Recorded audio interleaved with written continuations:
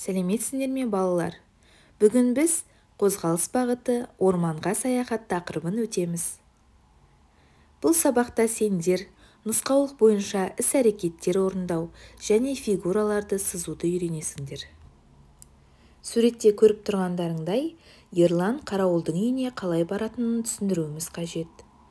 Ал Сәулеге биік қарағайға қалай барудың дұрыс жолын көрсетуіміз қажет. Ендеше балалар, дененің қозғалған кезде жүрген жолын траектория дейміз. Дененің траекториясы дененің кеңістікте қозғалғанда жүріп өткен бірнеше нүктесін қосатын сызық. Жол бұл қозғалыстағы дене траекториясының ұзындығы. Ендеше балалар, Ерланға көмек көрсетейік. Ерлан өзі тұрған жерден тура солтүстік бағытқа жүреді. Алдында кездескен көлшікті айналып өту үшін сол жақ бағытқа бұрылады.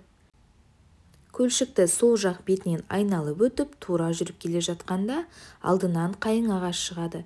Қайың ағашына жеткенде солға бұрылып, солтүстік бағытта тура жүреді.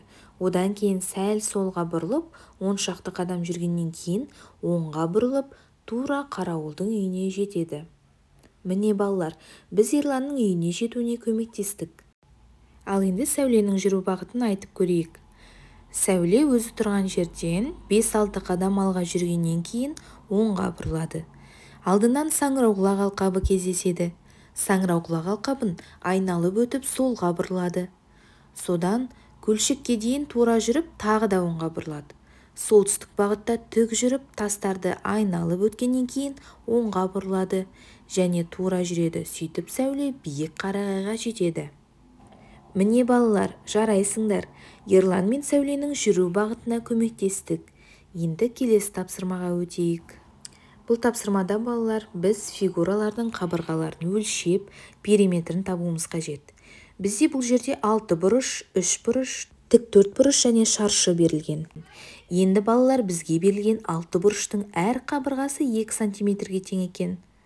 Мұқият қарасаңдар, 6 бұрыштың әр қабырғасы тең екенін байқауға болады. Ендеше біз 6 бұрыштың периметрін табу формуласын еске түсіреміз. Ал 3 бұрыш тең бүйірлі 3 бұрыш, себебі 3 бұрыштың 2 қабырғасы тең. Және 3 бұрыштың да периметр формуласын есімізге түсірейік балалар. Ал бұл жерде бізге берілген 4 бұрыштың шаршының ұзындығын төр көздерді есептеу арқылы өздерің табасыңдар. Сөйтіп тік 4 бұрыштың, шаршының, 6 бұрыштың және 3 бұрыштың периметрін өздерің табыңдар.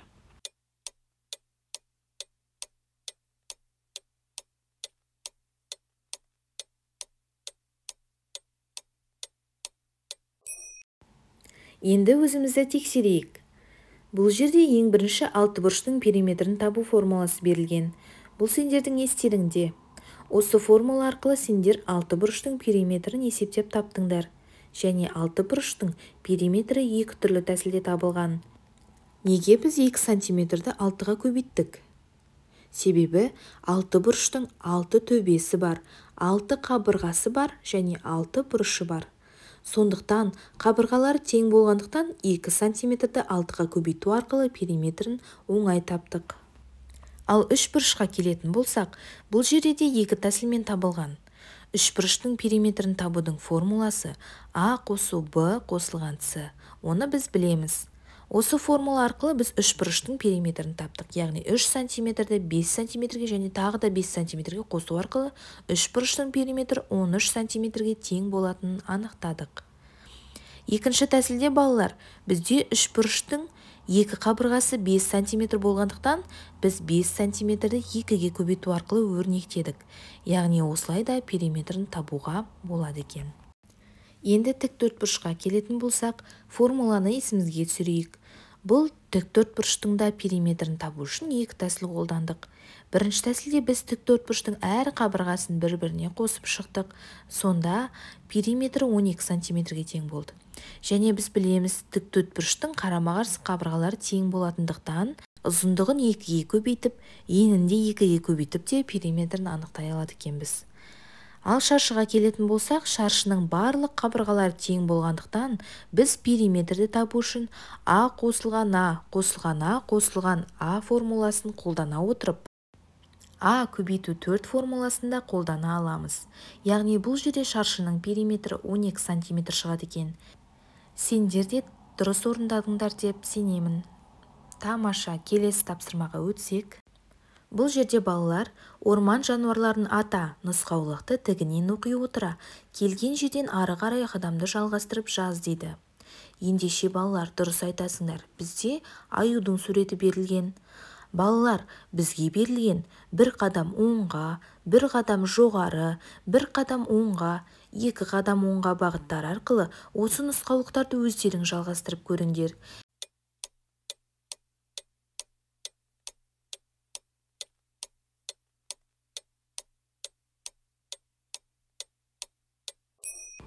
Ендеше өзімізді тексерейік. Сендер де осы бағыттар бойынша дұрыс жаздыңдар деп ойлаймын. Келесі тапсырмаға назар аударайық. Бұл жерде балалар нені көріп тұрмыз? Дұрыс айтасыңдар, шахмат тақтасын көріп тұрмыз. Ендеше тапсырмаға келетін болсақ, ат Г әрпі бойымен кез келген бағытта жүреді. Суретте ол Е шаршысында тұр. Келесі жүрістен кейін ол қандай шаршыларда орналасуы мүмкін? Ендеше қазір бізде ат Е шаршысында тұрса, келесі жүрісте F3-ге келеді. Енді ары қарай ойланып көріңдер балалар.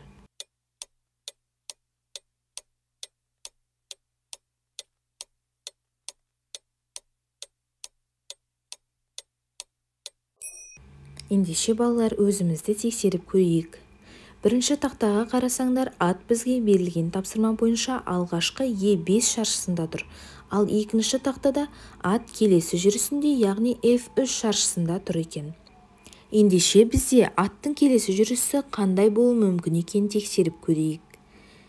Сендерде дәл осындай жүріс болды деп сенемін.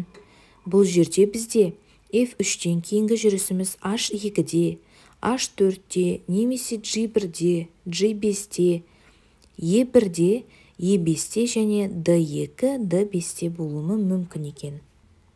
Жарайсыңдар балалар, енді біз келесі тапсырмаға өтейік. Бұл ойынды балалар, барлығымыз бірге ойнап көрейік.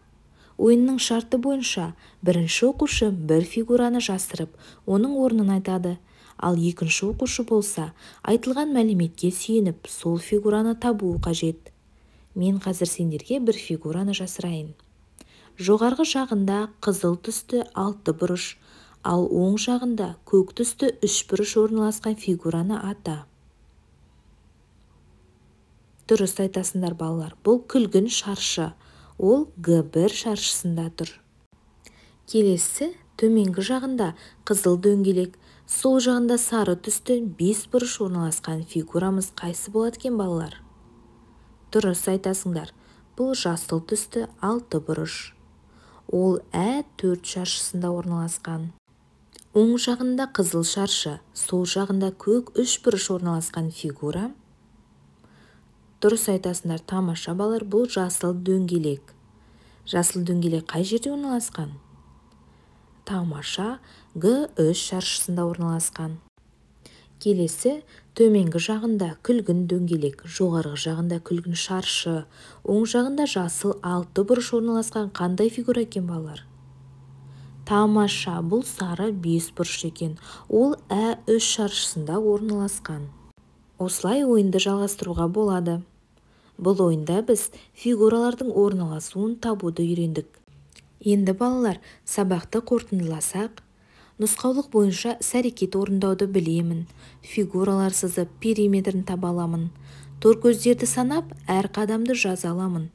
Ат жүрісін және жасырынған фигураны анықтай аламын.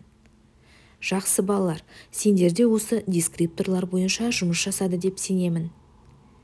Сабағымыз аяқталды. Келесі кездескенше сау болыңдар балалар.